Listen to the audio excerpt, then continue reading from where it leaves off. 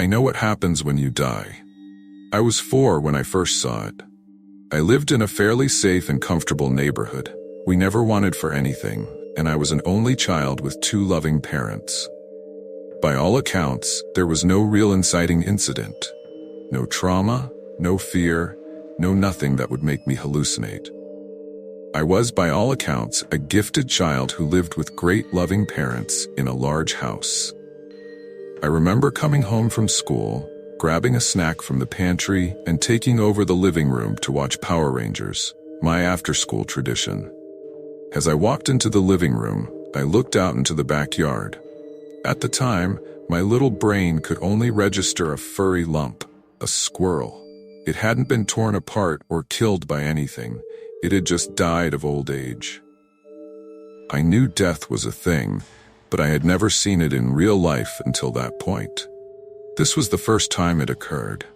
From the corpse of the squirrel, I saw what looked like stringy tethers breaking loose from its body, ethereal, blue things, barely thicker than twine, pulling apart as I watched a ghostly blue version of the squirrel emerge from its body. It regarded me for a moment as I stared. Could it see me? Did the dead watch us?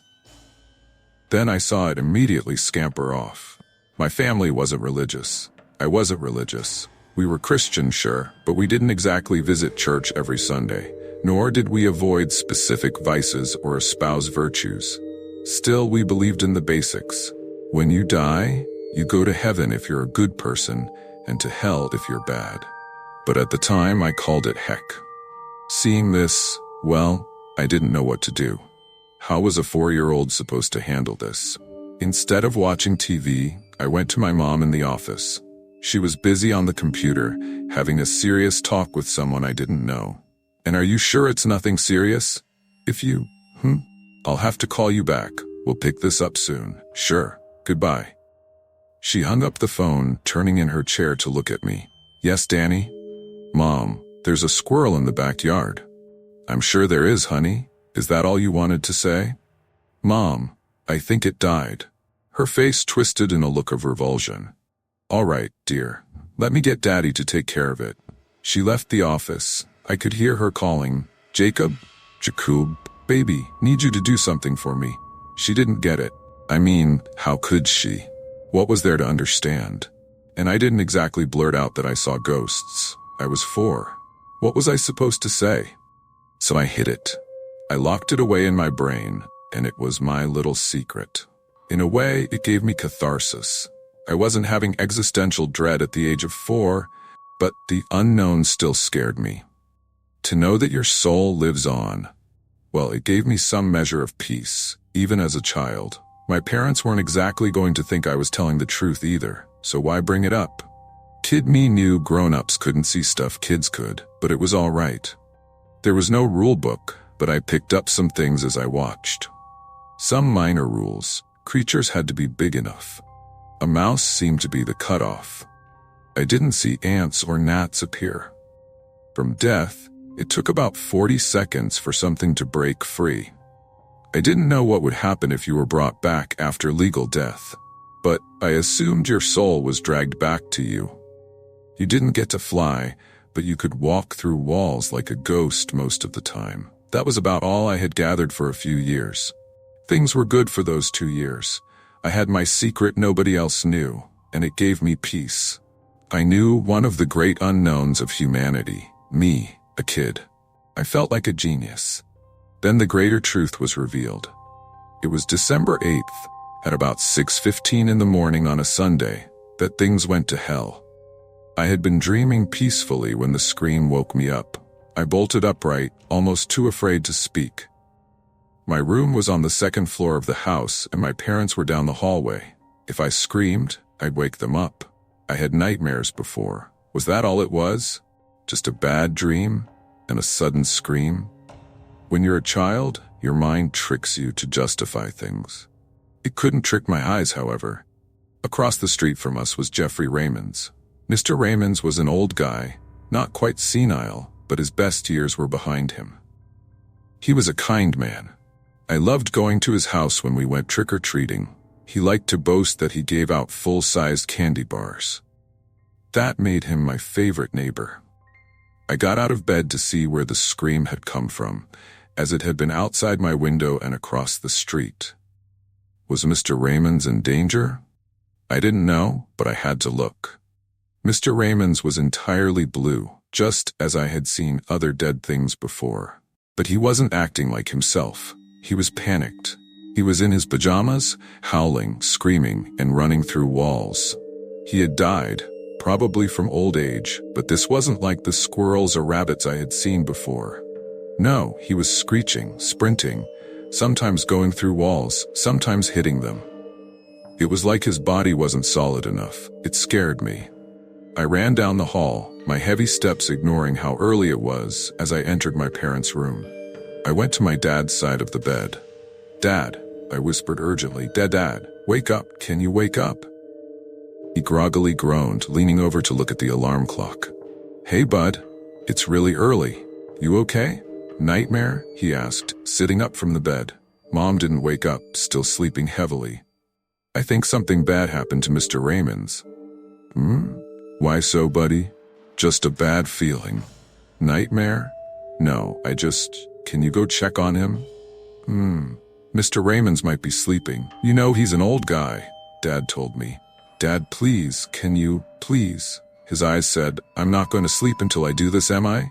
But his face said, "Anything for you, sport." He pushed himself up, getting his slippers on. All right, I'll go check on him." As Dad went down the stairs, I returned to my room. I watched from the second-story window, hearing him open and close the door. Dad waved at a passing jogger, exchanging a quick word before walking across the road.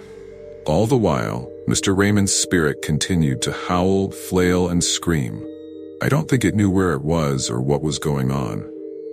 Dad knocked on the door. Silence. Dad looked concerned for a moment. He knocked again. Silence. Now I think he knew something was wrong. He did a quick jog back across to our house, where I heard him in the kitchen, grabbing the phone and talking to someone.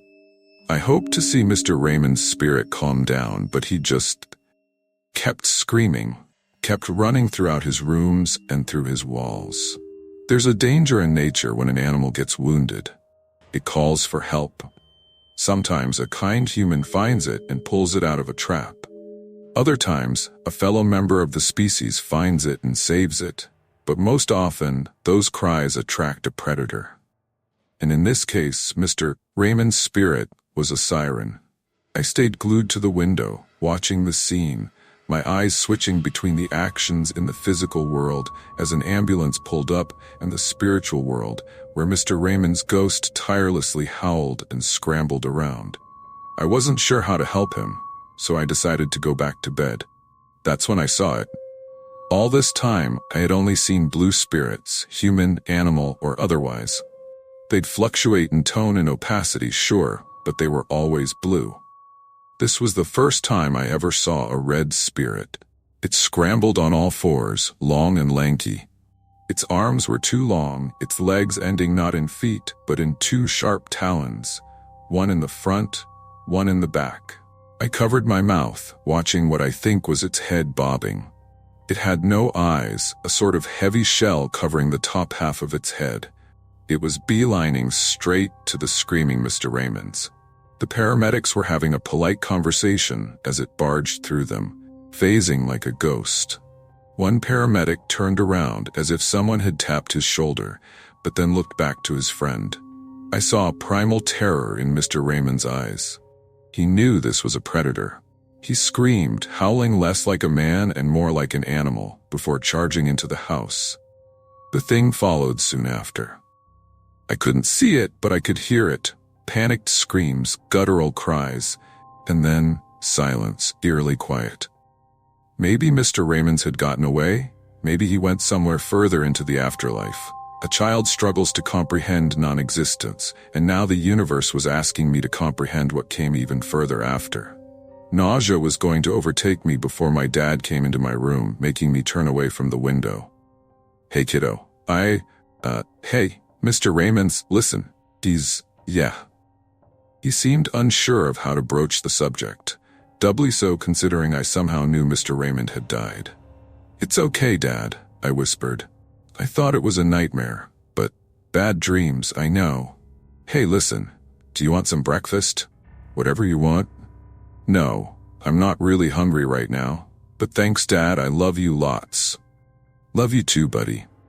Dad closed the door, probably wanting to give me some peace while I processed this. There were things to process, to be sure, but I didn't want to talk about it. I turned back to the window, watching to see if the red thing had gone. It hadn't. The red thing now stood in the middle of the street, hands twitching, hands that ended in knives, not fingers. And it was staring at me without eyes.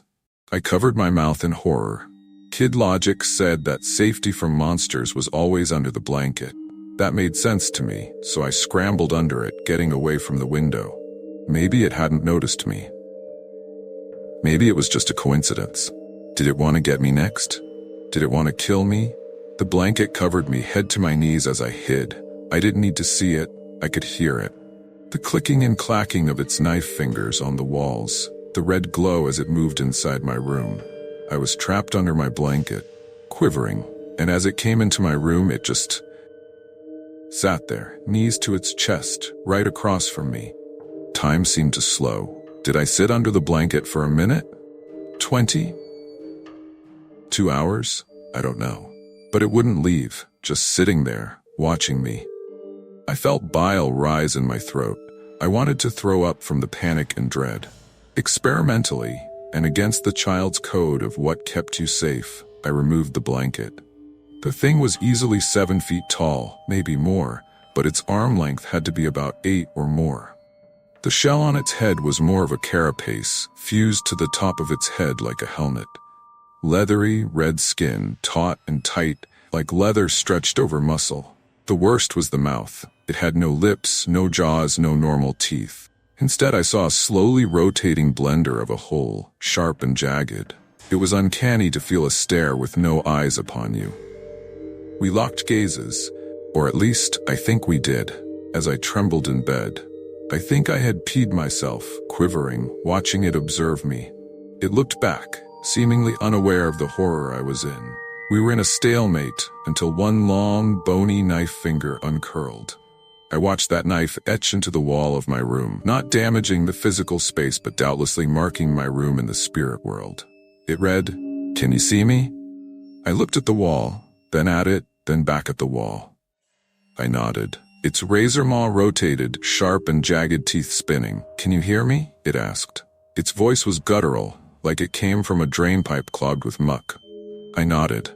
Of all the words to come out of its mouth, I didn't expect what it said next. "Sorry, I didn't want to scare you."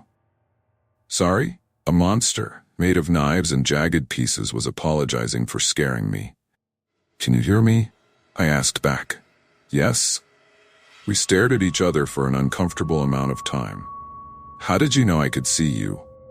"Your eyes, they're like a lighthouse. When you looked at me, I thought I was in a spotlight." "Did you hurt him?" I asked bluntly. "Did you hurt Mr. Raymond's? Was that his name?" it asked. "Yes, I did. I'm sorry. Things are different when you cross over." "But that doesn't make it right," I argued. It looked at me, seeming to finally parse that I was a child before it tilted its head. "You will understand in time. What's your name?" "I shouldn't talk to strangers." "I don't want to be a stranger.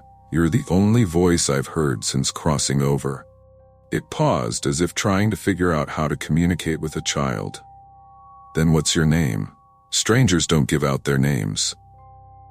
"I don't have a name," it responded. I looked at it.